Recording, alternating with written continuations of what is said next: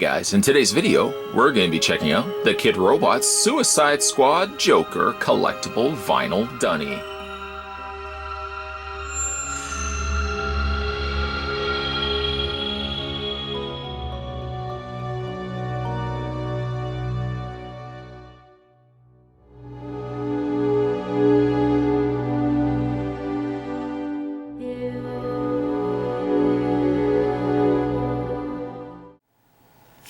If you guys watched the other videos that I did of the collectible Dunnies, you probably know how tall the Joker is here, and he is 5¼ inches in height.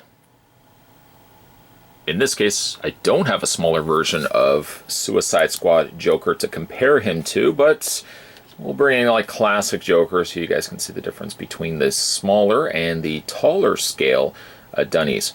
Something to note as well is with the larger Dunnies, it seems like they have a more squished head, whereas it seems like they have a more elongated head when it came to the smaller counterparts. But nonetheless, there is a comparison between the two. I guess not the greatest of comparisons because I don't have a Suicide Squad Joker Dunny to compare it to, but we'll move it off to the side of the camera there. Another comparison we can do with some of the other ones that we've looked at. There he is next to Dark Knight Batman. There he is. We'll also bring in the classic Batman. And there's the larger classic Joker, which again, they all have their own unique traits to them. Really like the look of that Joker, the classic one.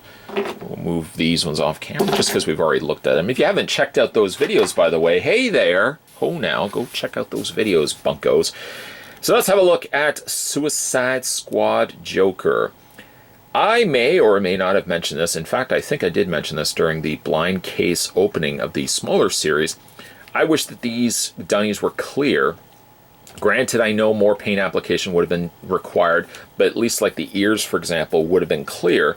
And then, you may not have seen them as much. Obviously, Joker, the Jared Leto Joker, doesn't have ears, but that's the mold of the Dunny that they're using. In fact, it is actually the mold of the Batman Dunny that they're using because it's got the same pointed nose of the cowl, and it's got the furrowed kind of brow area there.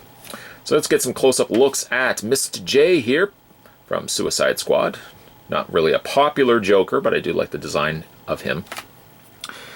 Getting a larger version of Joker gives us a great opportunity to get some cool details here on his tattoos. So, for example, he's got the damage on the top there, the little J underneath the one eye, the star at the top there. Not to mention all this other stuff adorning his body. The Jester skull, the God's only child, ha ha ha, you got some ha ha ha there. The big Joker smile that, of course, he would use to cover his face, but a Dunny's arm can't necessarily stretch that far, so we get it on the side here. Really like the look of that. I would love to get a t-shirt that has that. Here we have the Dead Robin. Another Joker smile on the one side. Seriously, they need to get that on a t-shirt. I know I get hung up on t-shirts, but man, oh man, that's a really neat design to have on a shirt. Oh, and also, can't forget the dagger going through the Bat logo, also there as well. Now, this is the Joker featuring his ha-ha kind of boxing pants that he wears. Surprising that they didn't actually give him a jacket, but I guess, I don't know, I guess they could have. Not quite. I was thinking they could use kind of the cape portion of Batman and then sculpt something around to the front, but that would just get a little tricky. But I'd love to see them if they had actually done it with the alligator skin jacket that they used in the movie. The airbrushing on his hair is about on that faded level that I didn't care for on the classic Batman, is also here on Joker. From the front you don't see it, and this is likely how you're going to be displaying him anyways. You're not going to really be turning him around, but it is something I have to mention. It doesn't seem, once again, it's finished on the bottom here. Just gets more and more faded until it gets to just the white at the bottom of his neck. Other than that, on the undersides of the feet, by the way, they got Dunny and trademark DC Comics. Other than that, though, paint application on this guy is really good. Details on this guy is really good as well. All around, a good solid Joker, if you like this particular Joker. Posability, let's run through it together. There's only 3 points of posability, or articulation, if you like that word, articulation. Head rotates, Arms rotate back and forth. I'm not going to say it. I'm not going to mention at all that this Joker has no accessories, and it would be nice if they were larger scale figures like this. Could they not have included accessories? I'm not going to say that, because I've said that in other video reviews, and I don't want to sound like a broken record. So I'm not going to say, I wish this guy could have come with maybe a cane or a gun or something that he could have been holding in his hand, because he is a larger figure. I'm not going to say that one bit. What I am going to say, though, is this is a really nice looking Dunny. I know not everyone's favorite Joker design, but I do think it's got a really neat element to it. I like the design of Jared Leto's Joker, just didn't spend enough time on screen to really get into the character. Dunny here is a smaller representation of Joker, a little squatter, of course, and one can't overlook the fact that he's got the ears sticking out at the top of his head, but I really like the design elements of him. He's got a lot of cool details. All the tattoos that he had in the movie, for the most part here, are also on the Dunny. So they did spend a lot of time putting care into making Jared Leto's Joker.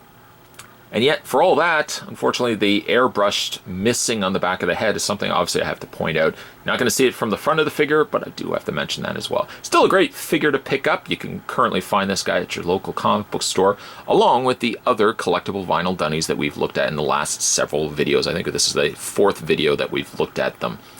If you can also find a comic book store in your area, you know the website, www.comicshoplocator.com. Put in all your information, it'll tell you a comic book store in your area. That's how I found my local comic book store, and I'm sure that's how you'll find yours as well. If you guys haven't had a chance, also hit that little subscribe button down below this video. Make sure you hit it, because you'll never miss a beat when it comes to future videos. Remember also the hashtag for 2018, ladies and gentlemen. Hashtag new comments, old videos. So if you haven't had a chance to check out some of my older videos, feel free to head over to my playlist or my channel homepage and click the section that says videos. Scroll down. If there's a video that you haven't watched, feel free to go on there, watch it, and leave a comment in the section down below. I always like reading hashtag new comments, old videos. Thanks for watching as you always do, guys. More videos are coming your way. I'll see you next time.